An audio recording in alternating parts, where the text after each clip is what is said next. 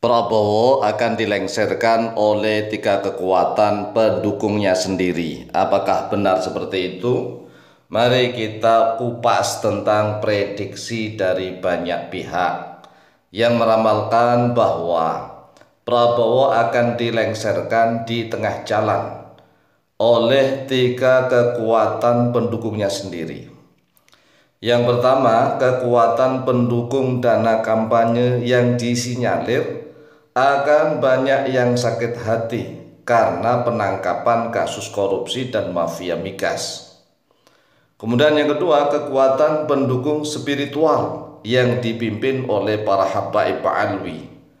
Mereka akan sakit hati pada tindakan tegas dari gerakan pembatalan nasab habaib alwi. Kemudian kekuatan yang ketiga, kekuatan pendukung massa dalam perolehan suara dari massa pro Jokowi yang mendukung Gibran Raka Buming Raka sebagai wapresnya Prabowo. Mereka merasa bahwa suara dari mereka lebih banyak sehingga menyebabkan Prabowo menang menjadi presiden. Dan mereka karena merasa suaranya lebih banyak, mereka merasa lebih berhak untuk bisa menentukan kebijakan di dalam mengatur masa depan Republik Indonesia.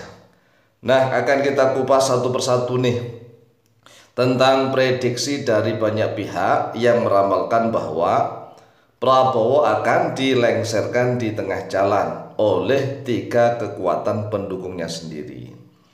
Yaitu yang pertama, kekuatan pendukung dana. Nah, dana ini yang dimaksud adalah dana kampanye.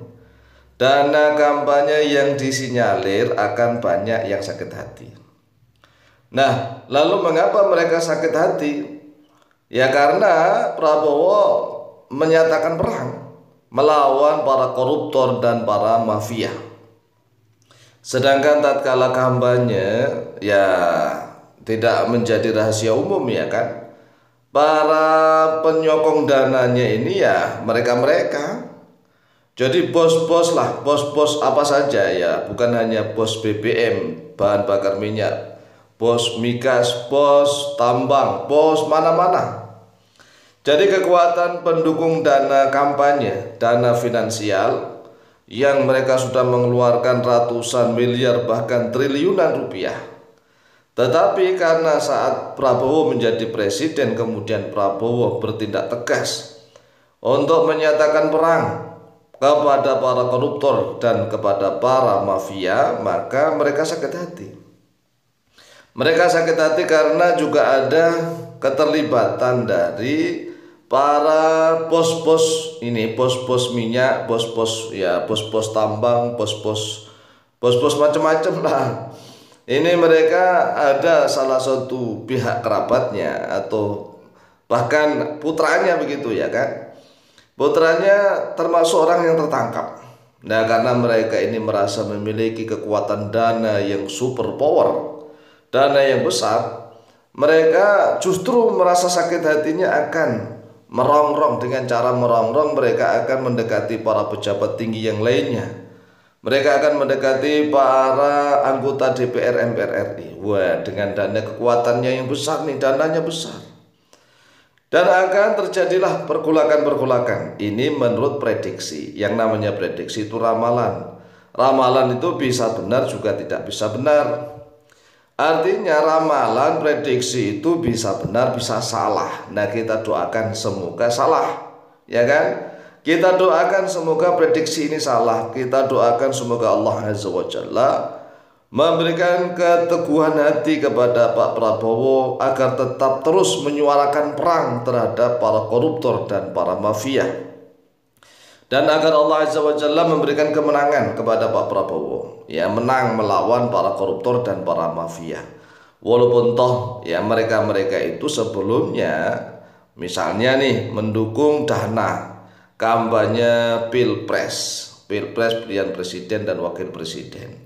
Tetapi tatkala Pak Prabowo menjadi presiden yang miliknya seluruh orang Indonesia, makanya kita sebagai rakyat ya hendaklah mendoakan Pak Prabowo sebagai presiden Republik Indonesia dirahmati oleh Allah diberikan hidayah oleh Allah, diberikan ma'unah. Ma'unah itu artinya adalah pertolongan, dan diberikan tambahan kekuatan oleh Allah untuk bisa menang memberantas para koruptor dan para mafia dimanapun berada, walaupun toh mereka itu dulunya pernah membantu dana di dalam kampanyenya Pak Prabowo. Kemudian untuk kekuatan yang kedua kita bahas juga, yaitu tentang kekuatan pendukung spiritual. Ya sudah kita tahulah, tim kampanye pemenangan Prabowo Gibran itu kan dipimpin oleh Habib, ya kan. Dan para Habib-Habaib itu luar biasa. Ya, ini juga menjadi salah satu kekuatan, yaitu kekuatan spiritual yang dipimpin oleh para Habaib Alwi. Mereka akan sakit hati. Mengapa mereka sakit hati? Ya, pada tindakan tegas dari gerakan pembatalan nasab para Habaib Alwi, ternyata Pak Prabowo tidak bertindak tegas. Artinya bagaimana? Tatkala para Habaib Alwi itu mereka mati-matian mendukung Pak Prabowo, mendukung Pak Prabowo untuk menang, tapi ternyata setelah ada gerakan pembatalan nasab para Habaib Alwi, Pak Prabowo yang diharapkan bisa menindak tegas kepada oknum-oknum para pembatal nasab Habaib Alwi, ternyata nggak ada tindakan apa-apa. Bahkan cenderung Pak Prabowo ini mendukung gerakan pembatalan nasab karena sudah mulai ilmiah dan rasional, logis begitu. Dan ini akan menimbulkan sakit hati dari pihak mereka, karena mereka sudah tidak diakui lagi sebagai dzurriyyah Nabi Muhammad SAW. Pengakuan mereka di mana-mana ditolak. Inilah akan diprediksi, namanya ramalan, semoga tidak terjadi. Kemudian kekuatan yang ketiga, ini yang sering dibahas para politikus yaitu kekuatan pendukung massa dalam perolehan suara dari massa pro Jokowi yang mendukung Gibran sebagai wakil presidennya Prabowo. Dan disinyalir mereka merasa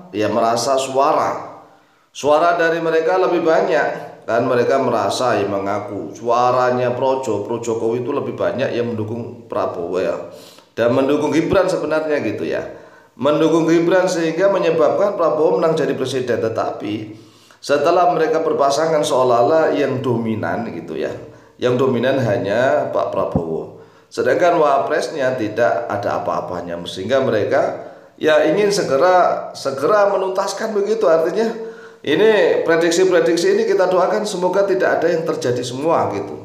Dan ingat, prediksi ini bukan dari Gus Dur, tetapi prediksinya banyak orang. Demikian, semoga manfaat dan barokah, lebih dan kurangnya mohon maaf. Wallahu taala a'lamu bishawab.